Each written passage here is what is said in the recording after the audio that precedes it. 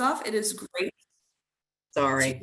to be here with all of you. It's a real honor and a real pleasure. Of course, many of you I've known for a couple of years on Facebook, and then was able to meet in person for the first time at Dealmaker. And then, like Wendy said, for some of you, I am a new chick. And to your point, I have been behind the scenes for many investors for a few years, doing their acquisitions virtually, kind of like I was telling Connor yesterday that I have been behind the scenes for quite a few years, and it's great to get out and start meeting people in person.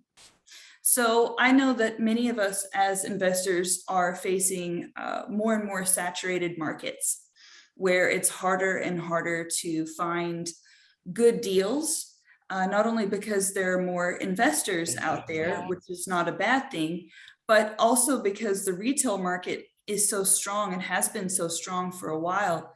It has been challenging to get deals compared to, say, 5 years ago. And so I have found that the ability to kind of move from market to market via virtual acquisitions on a national basis has made it easier to keep my business and the people that I work with, the investors I work with, in the black. So if this is something that you'd like to learn more about, we're definitely going to be digging into that today so that we can learn how to do these acquisitions virtually. All right, Wendy, there we go. So why are we here and how can I help? So I think everyone here understands the importance, like Wendy was saying, the ability to invest in properties. If the ability to lend our IRAs goes away, then we're going to have trouble doing that. So I think most of us understand, the importance of the financial freedom, because where else can we get these returns? I don't know of anywhere else. And so this is a very important skill set to have. Return on our investment is incredible with real estate, as you know, and the ability to make the most of your life. The fact that most of us are able to go to these conferences as we wish and not have to put in a request for time off from W-2 bosses is a really nice change, at least for me. And then, of course, the community impact that we have whenever we do a flip, whenever we take a property that is run down and in bad condition and creating these beautiful homes for families, as well as creating a wonderful life for ourselves as we fix up these properties and, are able to put money in our own bank accounts. And also feel free to unmute if you have any questions. I really like interaction, and I welcome your comments and questions. Okay, so who am I? That's my young son and I, that's little Adam, and that is us on a trip to Zion National Park, and we had a blast. And so that's one thing that I'm able to do is by doing these virtual acquisitions. Anytime the kids are not in school, we can just pick up and go anywhere in the country and do whatever we want. And so this morning, whenever we were in Zion, I was able to do an acquisition and then hit the trails. It's a wonderful place to be. So my background is in psychology. I got a degree. I got a bachelor's of science in psychology. I graduated summa cum laude. I believe in doing what you love, and I love psychology, but I had to find a way to provide for my family. Psychology degrees typically don't pay a lot of money, but I loved it. And so it was really the only thing that I feel like God called me to do. I tried being a business major, and I wasn't very good at it. And I tried a lot of things and wasn't very good at it. And so I ended up just saying, okay, Lord, what do you want me to do? And he put me into psychology. So I just accepted this is where I need to be. And so whenever I graduated, I had a friend bring me into this business. She says, Jennifer, I've known you 20 years and you're really, really good at figuring out people's motivations. You just key into what people are thinking and what they're doing and what they want to do very quickly. And we could really use you in this business. And they paid me $5 an hour as a virtual acquisition, as a virtual assistant. But of course, as I got better, right, my pay increased quite a bit. So, but I saw the potential, and my grandma was like, "What are you doing? $5 an hour? Why are you even bothering?" I said, "Mimi, there's real potential here," and I've stuck with it, and it really paid off. So in the 6 years I've been doing this, sometimes I'll start at 8 a.m. and go until 11 p.m. and I'll start on the East Coast and go until 11 p.m. Calling in Hawaii, because I want to find those deals from coast to coast. I want to find those sweet markets, and I want to find where our marketing dollars are going to go the furthest and where we can get the best deals. So I've put in about 14,000 hours in 6 years. Okay, guys, that's a lot of time. And I don't put in hours like that anymore, but that's what I did to build the skill set, because I saw the potential, how much money I could make if I got really good, as well as how many people I could help, sell their house in a situation where they wouldn't be able to sell it otherwise. So on average, I'm probably contributing to about 10 deals per month for the investors that I've worked for. And depending on the exit strategy, if they're doing flips, or if they're doing, long-term holds or short-term rentals or whatever it is they're doing, typically a profit between 50,000, about 400,000 a month that I'm able to do for my acquisition. So that's pretty life-changing, and it's a great skill set to have. I don't worry about money anymore. I pay attention to it, but I don't worry about it because of the skill set, and I'd love to share what I've learned with you guys. So in 2021, there are a lot of people calling, right? I mean, we all get the auto warranty calls every day. We get all different types of calls. So it makes it kind of harder to get through on the phone to people. I have to make a lot more calls to get a lot fewer contacts, and that's just being real. And also after 2021, people's emotional bandwidths are pretty spent. I mean, like what Wendy's talking about with the IRAs, I mean, the government keeps encroaching on all of our freedoms. I feel like a lot of people feel that way. And so all of the news, everything going on, people don't really feel like talking on the phone with strangers. So you have to have an extra measure of compassion and caring. And that needs to come across in your voice whenever you call, because people can tell if you're connecting or if you're just selling, right? And I really recommend connecting first before you try to ask anything from them, if at all possible. And I'll get into that in the script. So the market is flooded with overseas virtual assistants and robocalls across all industries, not just our industry. So how do we get through? Guys, how are we going to get through? Well, we need to do multiple touch points. And I don't know what your marketing budgets are, but I would try to get as many touch points in as possible. Text campaigns, email, ringless voicemails, videos, in person if you can. And also, I've been told that just going negative on the call, and I'll get into that later in terms of just apologizing, like, hey, I know you probably get these calls all the time, but I just wanted to check and see, right? So just kind of start out with acknowledging how crowded the phone space is, has really helped my conversions. So, with a bunch of sons in the house and just being the only girl in the house, I get exposed to a lot of Marvel, and I have actually turned into a really big fan. Don't know how many of you are a fan of the Marvel series, but before, Steve, before he became Captain America, he was this skinny, weak guy physically, but he had a lot of heart. He was very brave, and he was a very good person. And so that's kind of how we can feel our first time getting on the phone, or, even if we're hiring people to do this for us, it can be kind of intimidating, that first call. So how do we begin getting on the phone? Right? So it's just like at the gym. If you haven't been to the gym ever or in a long time, it could be a little rough at first. Whenever I first started, I was terrified, and I was terrible on the phone. I really was. My first investor that hired me listened to my call, and he said, Jennifer, that's one of the worst calls I've ever heard in my life. Like that possibly could not have been worse. But I believe in you because I've spoken with you. I believe in you and we're going to get through this. So I had to have the kind of the grace and space to push through that phase in time. Okay. Like time takes time and you just have to push through being terrified and terrible. You will get better.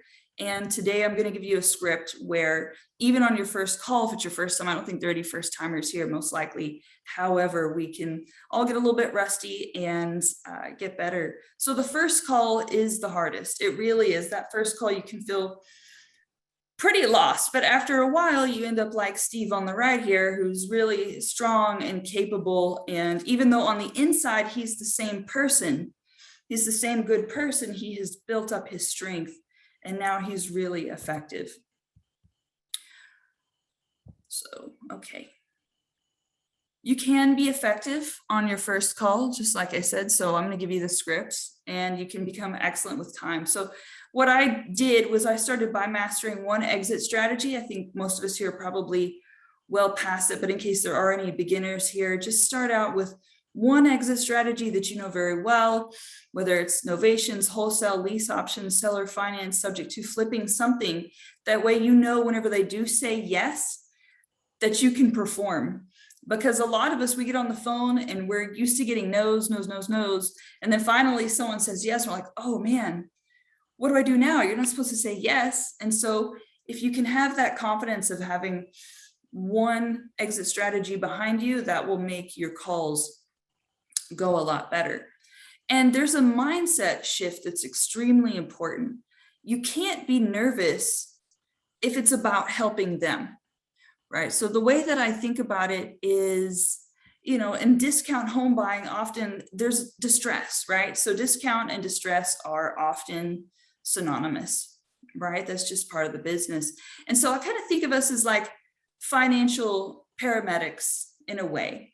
So if a fireman shows up to a scene and there's a car wreck, is he nervous? Probably not.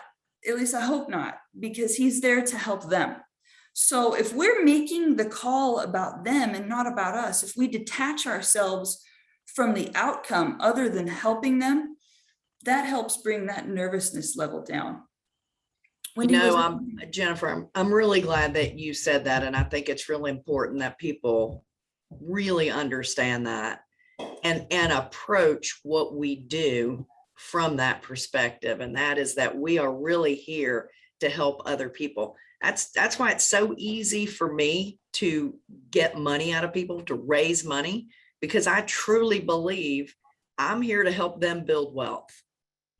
I also feel really great about lending because I know that I'm here to help the borrowers build wealth. And that's the way everyone in this business needs to think, is what's best for that person that I'm working with. And if you move from that, you're doing exactly what you're saying. Great stuff. Thank you. Yes, ma'am. I'd like to add, let me add to that real quick, Jennifer, sorry. Yeah.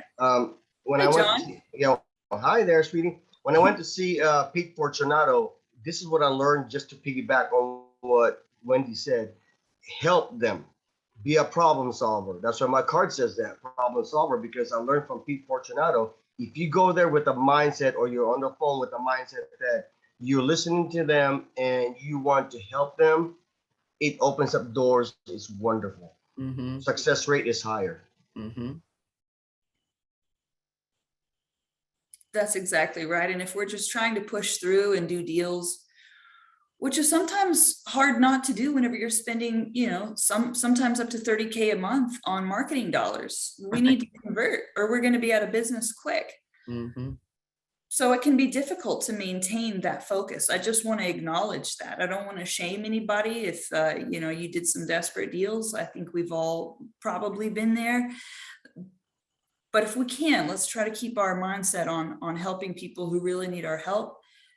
And the money does come, especially if we're able to hone our acquisition skill sets and make sure that we can close every closable deal. So like I said, no one here is really that new, so I don't have to come up with too many examples, but one might be downsizing after losing a spouse. or a commercial restaurant where a lady that I spoke with, this was 2 months ago, she couldn't hire anybody. And so her brother, her ailing husband who'd had a stroke, her daughters, they're working at this restaurant to keep the family business afloat. Fortunately, they never had a break in customers. They did really good business, but the family was just so worn out. So this was a really great commercial acquisition on a restaurant that is quite profitable, and they just had labor shortages. So there's a lot of ways that we can help people in this discount buying space. And so introductions and transitions can be the toughest. I think it's the same thing whenever you're speaking live. So if you have a good script for your intro, the rest of the conversation flows very naturally. It's getting started that's often the hardest part. So I'm just going to give a cold calling intro here. And this is pretty much straight from Brent Daniels, if you know who he is. So I'd say, yeah, hi, is this Jane? Yeah, hi, Jane, this is Jennifer. Sorry to call you out of the blue, but I was calling about a property that I believe you own on Springdale Avenue. And I say it just like that, and then I leave blank air so that they can respond. And they say, yeah, so, because that's typically how they respond. I say, yeah, I just wanted to see if you'd maybe thought about selling your property and if you might want to consider a cash offer on it. And then leave it there and see how they respond. So important note, if you have a pre-qualified list and let's say it's a lien, water shutoff, please don't mention why you're calling on that pre-qualified list. They tend to get pretty defensive. If you mention there's a lien, or if their water was shut off, or let's say they're driving for dollars and their house is not very nice looking, you don't want to mention any of that. So what I always say whenever they're like, well, you know, why are you calling and how did I end up on your list? You just say, oh, well, we drove past your neighborhood, or we're looking to invest in your neighborhood. So I always make it about the neighborhood, and I always compliment their neighborhood so that we start off the conversation with them associating me with something positive about themselves. I want to be a positive reflection to who they are as people, so that we can establish goodwill in the conversation. Otherwise, we're not going to get anywhere. So that is my cold calling script. And then with the warm calling intro, so you want to, this is the assumption is that the phone number has been confirmed and they have indicated that they want to sell their property through your marketing, virtual assistant, maybe you found them on Zillow, Craigslist, endless other sources, right?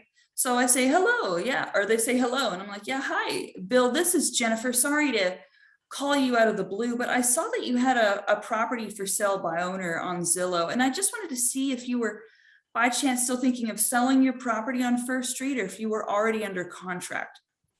So notice how I give them two options. It's very intentional. So were you still thinking about selling, or were you already under contract? I don't give them an option either way, because that kind of pushes them towards an assumed sale. So many times they'll say, you know, I decided to hold on to it because I'm a stranger calling, right? So if they have an option to have an out and get off the phone, they're going to take it because they don't know me, they don't know my intentions, their people are busy. So people have a natural tendency to want to correct you if you're not correct. So if they're not already under contract, then that means that they still want to sell. I only give them two psychological options. So use that if you are going to call on a warm lead, because that will keep you on the phone with them. They don't have an opportunity to blow you off and say that, you know, I've decided not to sell. All right. And then whenever it comes to screening motivation, this is probably the most important takeaway from this entire presentation is this slide. You want to be able to have these 4 pillars of qualification: price, timeline, motivation, and the condition of the property. That's really all you need to know if you have deal space and if it's a closable deal, right? Okay, so here is, and by the way, my children are waking up to go to school, so I apologize if you hear them in the background. All right, So if you ask permission to set expectations on time, such as like time frame, do you have 5 minutes? Do you have 10 minutes? A lot of my sales trainers in this industry who are very experienced, they would say you have to set a time frame because otherwise they won't want to talk to you because they don't know how long they're going to talk to you. I disagree with that because if I give people an opportunity to say no to me, they're going to say no. So if I say, hey, do you have 5 minutes? The answer is, no, I'm sorry, I really don't. So I always just plow forward with my questions. I do not ask for permission to speak to them, and I do not ask for a certain time frame. If they ask me how long this is going to take, then I'll just say, just another 30 seconds, really. And then I just keep playing into more and more questions. So what I typically get is, to that intro that I described to you, they might say, sure. What's your cash offer, right? We get that all day, every day, don't we? Sure. What's your offer? And I'd say, awesome. I would love to get you that cash offer. Have you been thinking about selling for a while or kind of just since I called? Do you get a lot of calls like this? And this is the greatest indicator of motivation, as how long they've been thinking about it, typically, unless they tell you something very pressing, right? Like something that just came up. But typically people who I do business with and that sell their properties, they have been thinking about selling for a while. So if they tell me an answer like, ever since you called, or I know that this probably is not going to convert, but some good examples that typically do convert, or if they say something like, well, ever since the tenant stopped paying rent, or ever since our children left for college a couple of months ago, or they'll get bad neighbors and they want out of there. Ever since those neighbors who moved in and their kids steal our stuff off the outside porch, or ever since the upstairs started leaking and there's mold coming through the ceiling. One of the best acquisitions that I did helping somebody was this guy who was alone and disabled. It was awful, Wendy. It was really sad. And the neighbor above him, had mold coming through and he didn't feel like he could sell. And he didn't have the money to fix it up.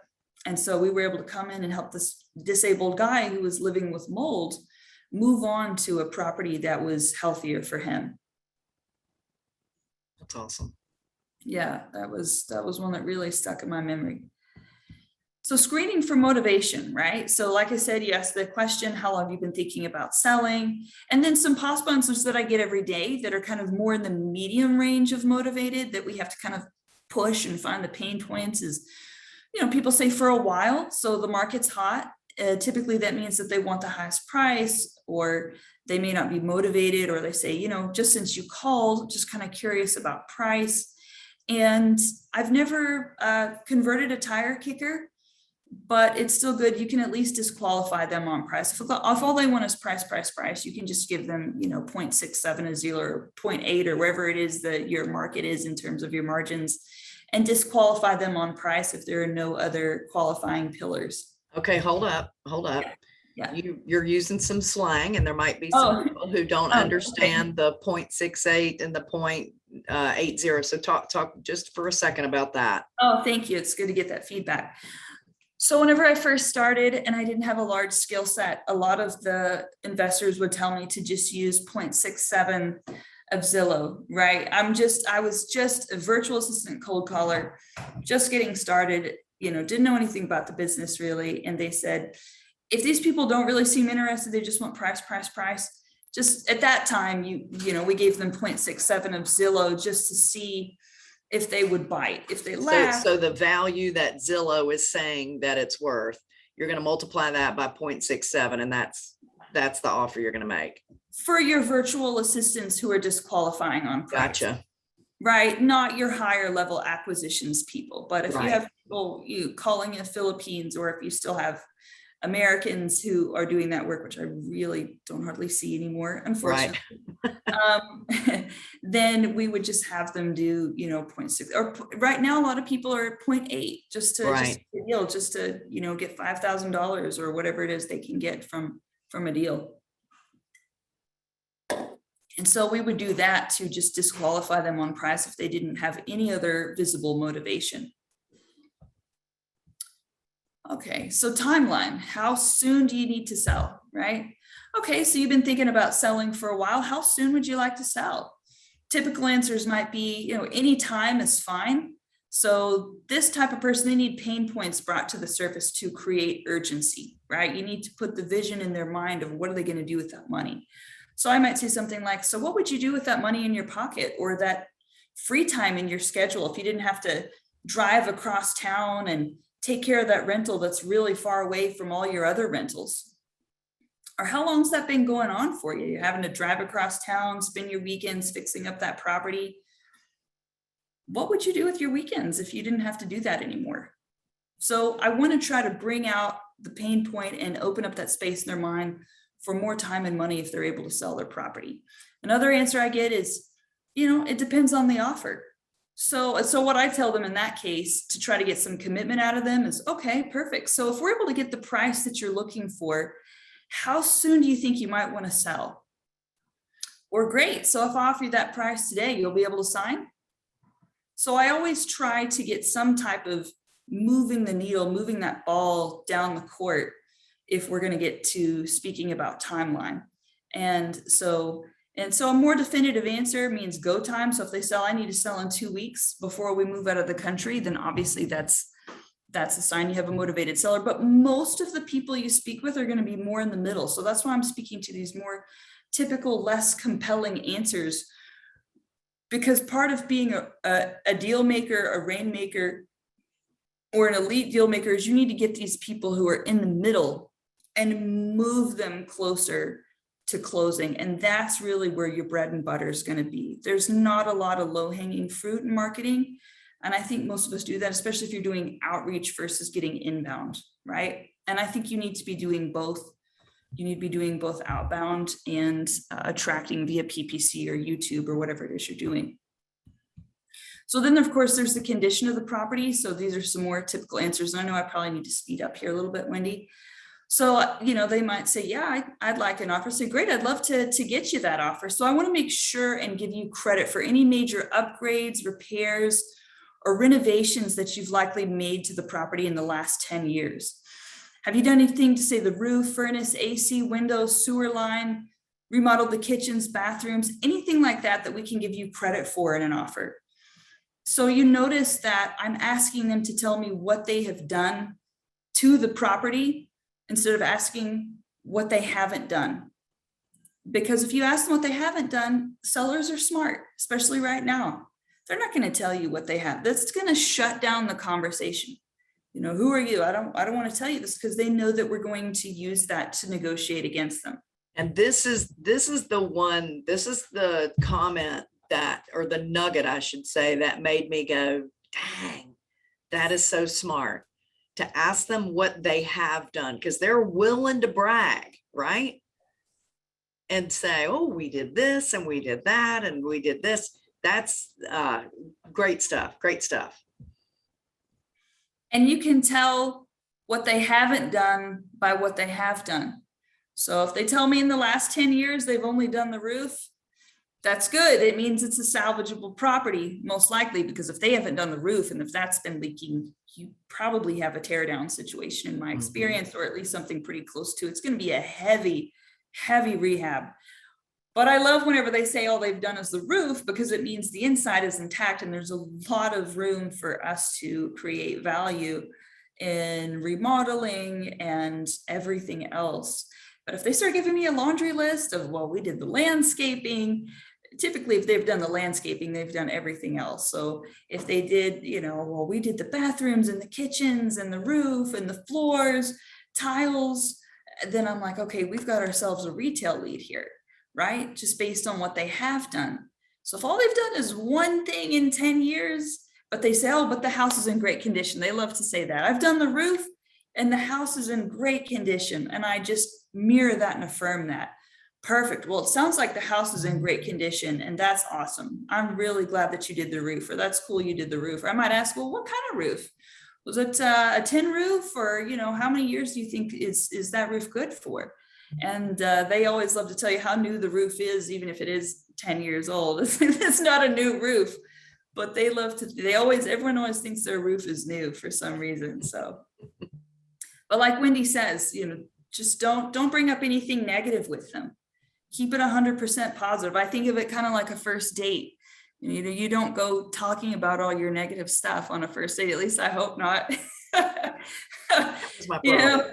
know, I'm not saying don't be honest, but let's keep it positive, right? So just keep it positive with your home sellers, and they will be grateful. They will be grateful to you for that. So transition is, you know, I always do price last unless they just insist on an offer immediately and rudely. Okay, we get that a lot doing outgoing calls. What's your price? You called me.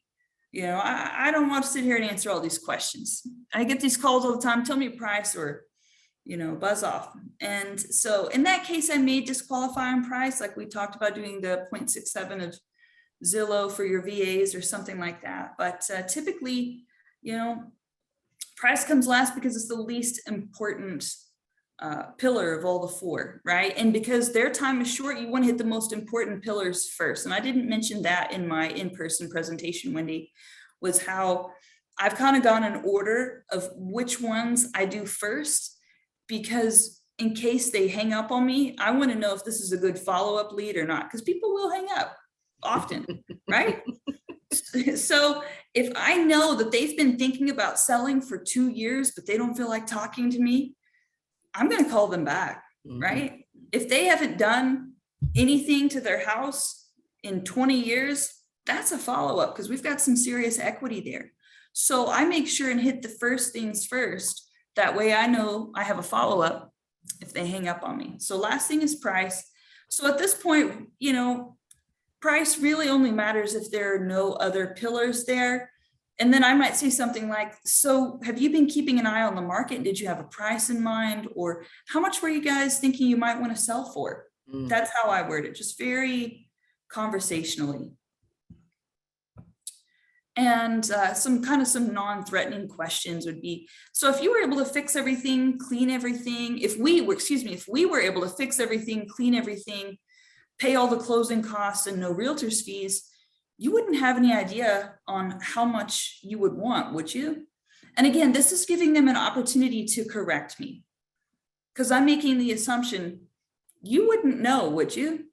And most people want to be like, well, actually, I do know. So anytime you can give them an opportunity to correct you on an assumption, I do this a lot. Okay, this is off the slide here.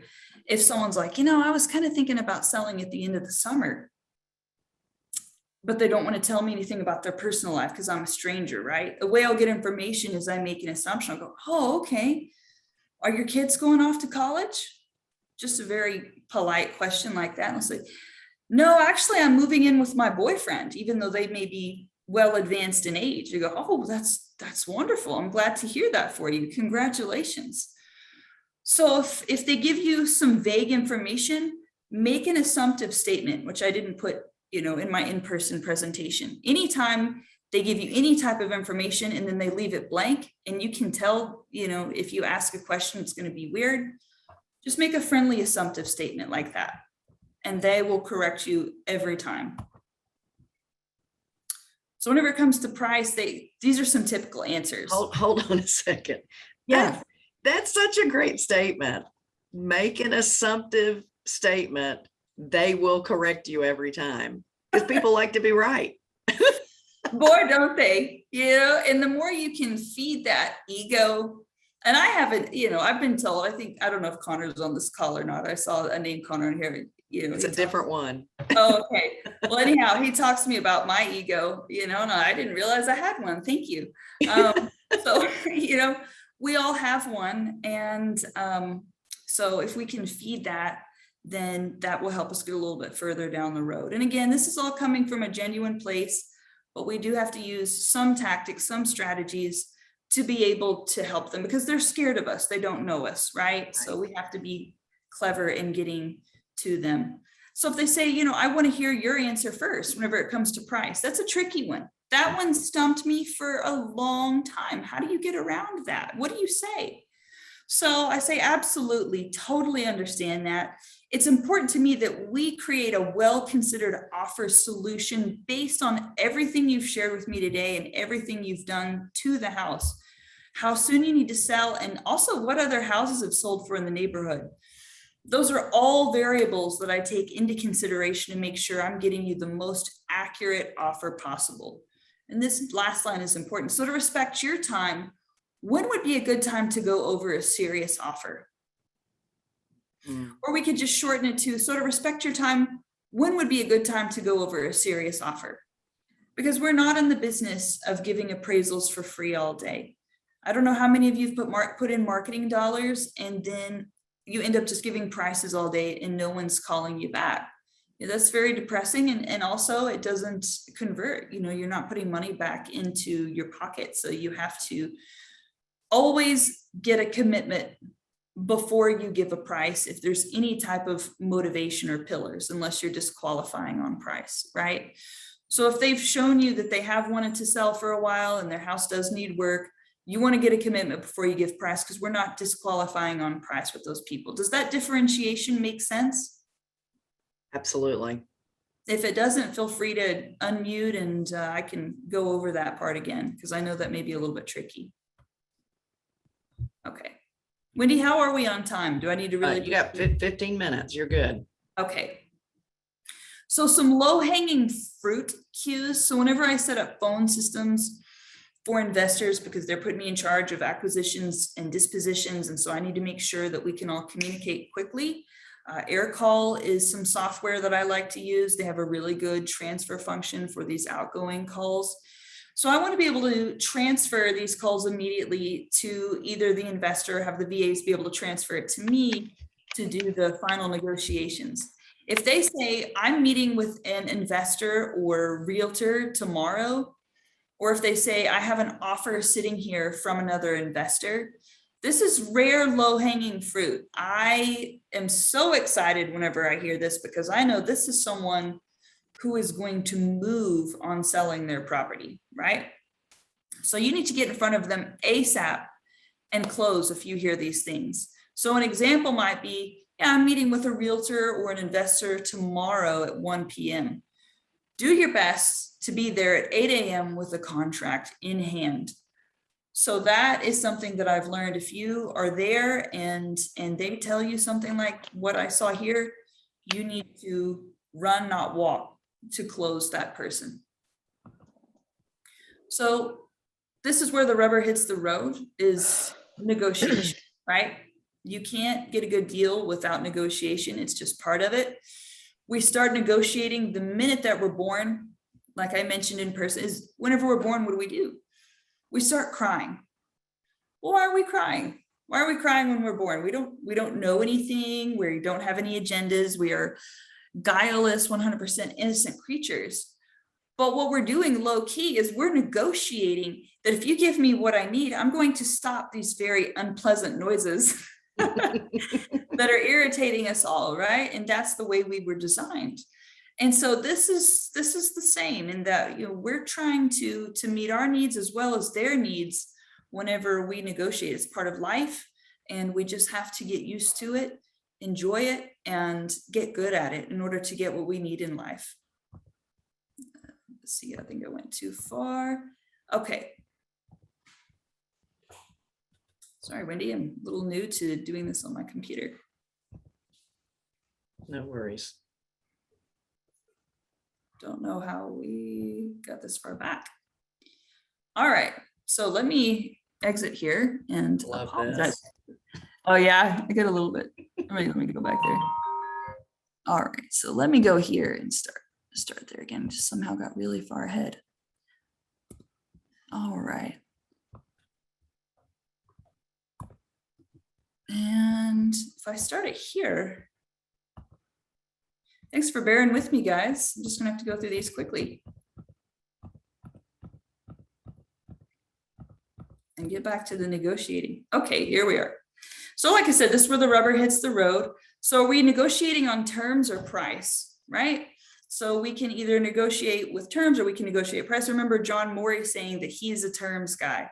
And I get that, and I love that. So we're going to negotiate on how soon are we going to close, under what circumstances, or are we going to negotiate on, what price we're going to bring. So again, back to, we really need to come from a place of having their best interest in mind. If we don't, it will eat at you and it'll burn you out, trust me. But you also have a duty to take care of ourselves and our families. So the price of supplies, materials, labor, and liability, they've all gone up. So we have to keep that in mind whenever we're negotiating. We do our best to make it a win-win, and the more exit strategies that you have, the more you can create win-win scenarios. So that's just kind of a mindset that I have whenever I go into negotiation. And so to reiterate their needs, if you get stuck in a conversation, or if maybe things get a little off the rails because they go for a long time on a story, I just always throw this question out there. It gets you unstuck no matter where you are in the conversation, right? So, and I call it the ideal scenario question. I'd say, so what would your ideal closing day look like if, say, you know, a magic fairy could just come down and make that happen for you? How much would your house sell for? And how soon would that happen for you? So just remember these two things. How much do you want? And how soon do you want to close, right? Just ask them that ideal scenario question. And that will give you the roadmap on where they want to go. And it saves you so much time on the call. So the sooner you can tactfully ask that question, the better. So here are the benefits of building rapport. I took some very expensive sales coaching from a lot of different people. And they would tell me, if you don't get exactly this far in a conversation at this point, you're wasting your time. And a lot of the investors that I worked with and for would tell me, Jennifer, that call took too long, or you should be here at this point. And I said, well, did I not get you an appointment? Are you not now in a stranger's house, right? I believe, just like Chris Voss, in building rapport. The more time you take in building rapport, the more advantages you'll have whenever you're negotiating. So to quote Chris Voss exactly, the more time you put in building rapport, the more negotiations go smoothly. So think about some times in your life where someone spent more time with you than they had to. Like, for example, I'll just say it, Jeff Watson, he's my attorney, and he called me before I got up to speak, a deal maker, called me unsolicitedly to make sure that I was okay and to give me some tips once I got up there. He didn't have to do that. He spent an hour with me on the phone. Now, of course, I was going to do business with Jeff anyways, but now the fact that he has shown me that unsolicited kindness, I am going to do business with him the rest of my life, Lord willing, because of the time that he put in to build that rapport with me. So don't put a time limit on your calls, as long as they're meeting those pillars of motivation. If they want to talk to you about their old poodle who can no longer make it down the stairs because it has arthritis, and how much they're looking forward to getting a ranch and getting away from that 2-story, you let them talk about their poodle. I mean, they really appreciate that. And you just bring it back to the conversation. You just bring it back to the house. So how do you think it would make a difference for Fluffy if we were able to get that ranch instead of that 2-story? You know, so just ask a question after they tell you a story that brings it back to moving the ball down the court in terms of getting to the closing table. Right. So don't be afraid of that time building rapport. I know that not everyone is a natural conversationalist, and you don't have to be. All you have to do is be quiet and listen. And just that goes a long way. It's like, also like Chris Voss said, the simplest and least expensive but most important gift we can give to anyone is our time listening to them. There's really no better gift. So if we give that to them, we'll get further. So what's next? That's right, Jennifer. Oh, go ahead. Does someone have something they want to say? No, I think that was a No, mistake. Oh, that was- yeah, we got it. Go ahead. Yeah, that was me, Danny. Yeah, I got a lead from my VA on a seller yesterday, and I called her and I said, like, okay, well, I understand you're interested in selling your property, or you're not, or whatever. But anyway, I started talking to her, and she's like, oh, do you have time right now? She's like, no, I only got 2 minutes. I'm like, okay, well, she's in New York. She owns a home here in Orlando. So I'm like, starting to talk to her. And as I go through the conversation, she spends more and more time with me. But then she starts talking to me about her family, her parents. They used to live there, and they took good care of the property and the sentimental value of the property and all that. And I started listening, and sure enough, we spent like about an hour and 15 minutes on the phone. Yeah. And I was like, and then she started asking me questions about the area. Like, it was kind of weird, because she's like, well, what do you know about that area? What do you know about the houses there? What do you know? And I'm like, yeah, I know this. Yeah, I know the area. I know, actually, I seen that house before. And she's like, I haven't been back there because it brings me back a lot of memories and all that. And I'm like, I completely understand. I told her about my dad and my mom, that they both passed away. So anyway, at the end of the call, she's like, well, you know what? But in about a month, I'm gonna make my decision, and I wanna talk to you again, and possibly I'm gonna be, taking an offer from you, if it's okay. I'm like, yeah, definitely, no problem. So I didn't, I just had a conversation, and I basically listened. I listened a lot to her conversation. So it was good. So it looks like in about a month, we made a good connection. So hopefully we'll see what happened. But I didn't show her that I wanted the deal, that I wanted to steal her property, that I wanted to, do anything, take advantage of the situation. She just said, okay, I like you, and I'm going to talk to you in about a month. So anyway, that was Good stuff. That's a great example. And I have to say that most of the deals that I've done, probably 70%, were exactly as you described. They are follow-ups. And we follow, by the way, Denny, if she says, it's always great to hear from you. If she says a month, I want you to call her back in 2 weeks. So whatever time they tell you to call, cut that in half.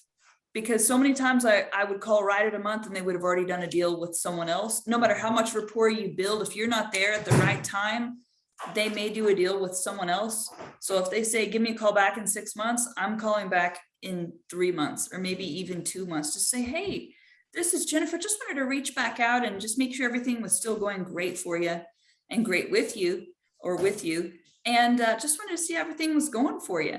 Because they know why you're calling. You don't even have to mention, hey, I was calling about your house again. They know why you're calling. Just call to check in and see how they're doing, what's going on in their life, and they will bring up the house. good point. Yeah. Yeah, awesome. Good stuff.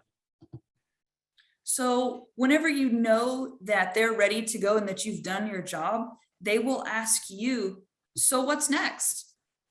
How do we move forward? What's the next step? And so that's always very exciting to me, because it tells me that they're ready to think about getting serious.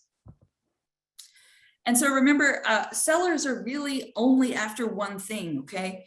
They are after your price. I mean, yes, terms matter, but most people are talking to you just to hear your price. A lot of sellers don't realize how terms, this in the lending world, Wendy, it's not always, percentage and points, there's terms too. And I can't tell you how many times I gave someone a price and then got ghosted, because they'll take it and shop with it. This happens so commonly. Or sent a contract via email and got ghosted. And I learned, you have to make sure and get a commitment, right? So no one ever appreciates anything easy. So try to make them earn the offer, right? Instant gratification, it's the enemy to success in general, and as well as in our business. So taking your time and setting a commitment shows that you're serious whenever you create a well-considered offer. I know that the sellers will pressure you to give you a price, and you just have to be firm. And the more time you waste, the easier it is to be firm, because you've already been there, done that. And you're not going to be doing that again because you don't have time to waste. And this next thing you're getting ready to say, this lower point down at the bottom is really key. This is another thing that made me go, wow, this is good stuff. We don't have a whole lot of time left, and I want to make sure that you have enough time to really cover that. Okay, perfect. I will go as diligently as I can. So I say, when would be a good time for us to sit down in front of your computer in your living room or Starbucks, whatever it is, and go over this offer, right? So I get that commitment. And I'll repeat that. When would be a good time for us to sit down in front of your computer in your living room, Starbucks, and go over this offer? I'm having to move the Zoom screen all around my slide. And So- you go over it, you explain it to them. That's what I really like too. You're making it third grade. Yes, that's right.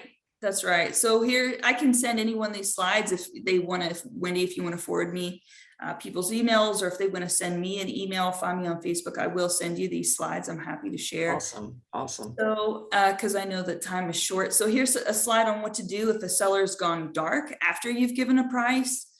Like I said, you didn't do anything wrong. You just gave a price without commitment. We all do it. So these are some tactics on what to do if a seller goes dark, right? So I can send that to anyone later. I can go over it now if anyone really needs that. But like I said, I know we're short on time. So when a seller goes dark, basically, home sellers, they do procrastinate, and that's what they're going to do. They're going to take it, they're going to price shop, or they're going to procrastinate selling their property. Because if they weren't procrastinator, they likely wouldn't be in a position to need to sell at a discount in many cases. So let me just go to the next one. Or they'll say, hey, just send an offer to my email, or I just want a price. And this is important. So I'll go over this. So I say, I totally understand that you're just wanting to see what we'd offer, and you don't want a lot of your time tied up in a high pressure scenario. So in creating a specific solution just for you, there's a lot more to it than just price. So in order to do you justice, we need to sit down and go over everything paragraph by paragraph, because this is a big decision.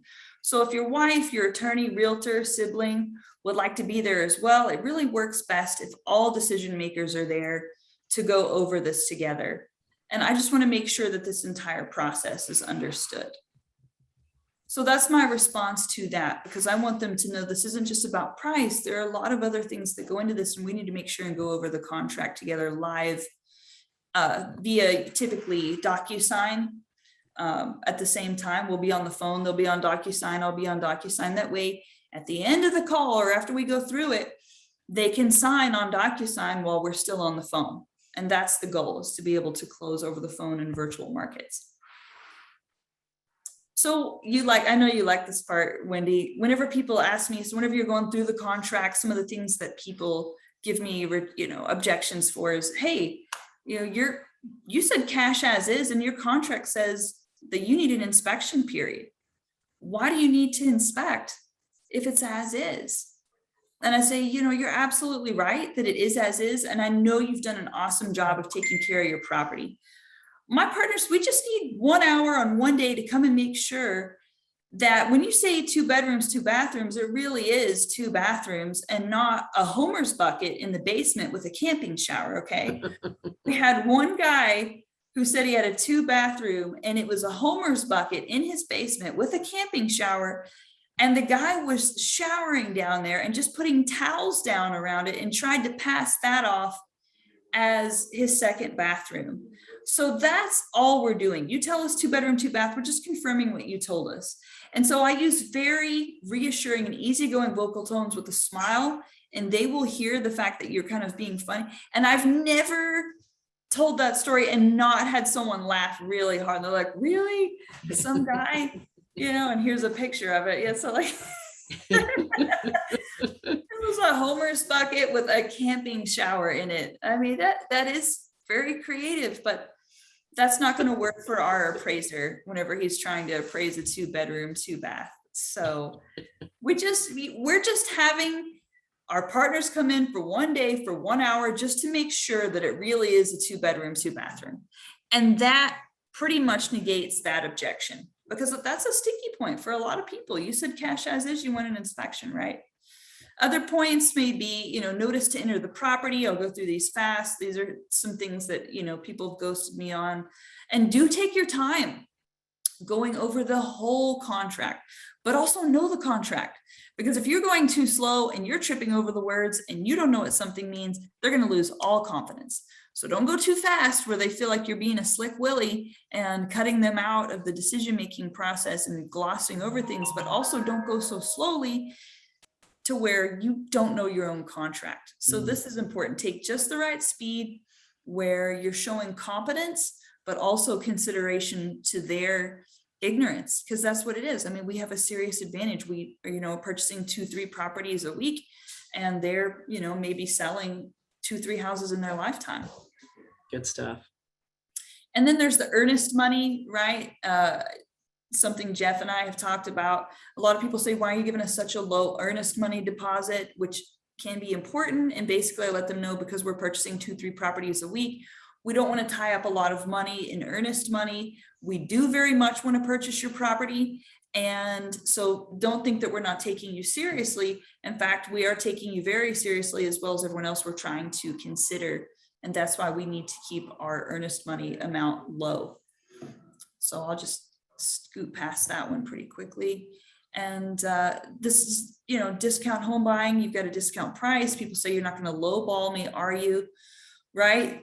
People are wary of those lowball offers. And that's one of the toughest things, is scooting that one across the plate, right? So here's what I say to kind of get around the awkwardness of these lowball offers, because everyone has Zillow, everyone looks at Zillow. So what I'll say is, it looks like other investors in the area were paying about $60,000 for a property that's this size and condition in your neighborhood. There's no way you would go for that, would you? In other words, acknowledging that it's kind of low. And then also, again, it gives them the opportunity to correct you. And if they say, yeah, maybe not 60, but, I was thinking maybe more 70. Then you know that you're in the ballpark. If they don't laugh or cuss at you for your discount price, then you know that you're probably at the negotiation table. And if they do say, that's way too low, what I say is, I'm sorry, this is all my fault. Based on a cash offer, this is all I can afford with the cost of labor and materials going up.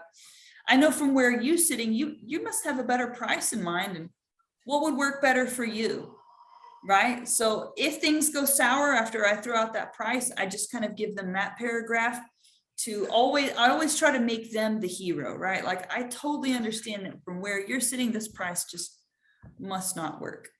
And where are we on time? Wendy, is there anything else you kind of want me to Well, hit we're about 15 minutes past, but okay. Gotcha. this All is just so good. I know everybody doesn't want it to stop. In fact, and I'm going to say this out loud in front of everybody, would you consider coming back next week? Yeah, and absolutely. And taking it from here? I can. Let me notate which slide it was. Okay, for some reason, whenever I'm trying to go back, it just makes me go forward. So there we go. Okay, we've got the PowerPoint figured out now, Wendy. We're in 2021 now. Okay, so we were about... Yeah, take it back to the bucket. We'd like to start off with that story. Okay, for sure. So I've got, I don't know, 20 people that are requesting slides on this. And this is really good. Here's how you do it stuff. And everybody wants to be able to share, hey, what do you say to get over this? And what do you say to get over that? Everybody wants to know. And you're giving some really just golden stuff. I told y'all this would be good. Well, does anyone have any objections that they come across that they get stuck on? So want to unmute? Yeah, I'll jump in real quick. Go ahead. I picked up a good nugget just for what I do on a daily basis, because I do in-home sales on a daily basis. And I get people try to bulldoze me on price all the time. And so that little nugget about how you worded it to get past that price objection and get back to what you need to talk about is golden. It is, no doubt. It really is. So here's what I'm going to do. And I hate to cut it off, but I have an appointment I have to go to as well. And if I leave, if I get out, everybody has to get out. I hate to do that to you. So thank you for this. Are you okay with coming back next Friday? I'm Jennifer? sorry, the internet cut out a little bit. Are you okay with coming back next Friday? I would love to come back. Yes, Awesome. I tried to go as fast as I could without missing content. Well, we don't also- want you to blow through it. This is stuff we really, this is write down material. This is good stuff. So that's awesome, awesome, awesome. Everybody's saying, oh yes, in the chat box, they definitely want you to come back. So we'll plan on that. Thank you for this so much. Yeah, thank you. Folks, I want to, if you'll do your stop screen thing so everybody can get back on their chat box and see it like they need to. Let's see. View options. Jennifer, you know how to stop share? I don't think at all. Oh, let me stop share. Yes. Yeah, it won't let me There do we it. go. Okay, there we go. So folks, over in the chat box, again, let me make sure that I hit the enter button. I put it 3 times on this chat about how you can listen to our recorded podcast. It's on YouTube and it's on our Facebook as well. For you to go and listen to this, I'm begging you to please take 30 minutes out of your day today and respond. There's pre-done letters. There's links that you can go to, especially where it says handsoffmyira.com. That's John Heyer's website. If you go to handsoffmyira.com, he'll have a list of 8 people that really need to hear from you. If you do nothing else, there's pre-printed letters that all you do is fill in, hit the go button, and they send it off for you. But please, listen to Jeff and what he has to say. It'll blow your mind. So you need to do that. Tom, can you close us in prayer, my friend? Certainly. Thank you, Father, for this day. Father, thank you for Jennifer.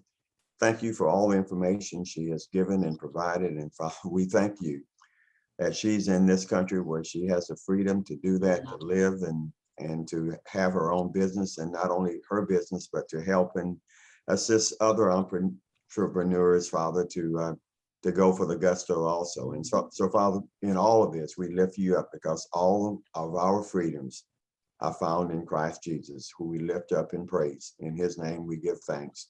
Amen.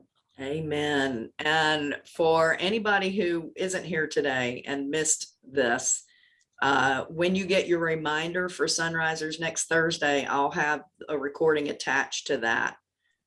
So you'll get to listen to the first half before you listen to the second. So tell your friends on that.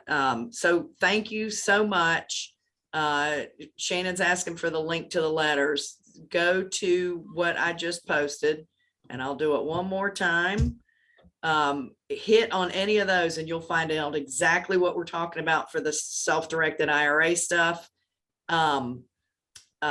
You remember you can save your chat by clicking those 3 little dots that are down at the bottom right hand of your chat box. When you open up chat, down at the very bottom right, on mine anyway, there's 3 little marks beside a happy face. Click on that, save your chat, and you'll be able to keep all those links as well.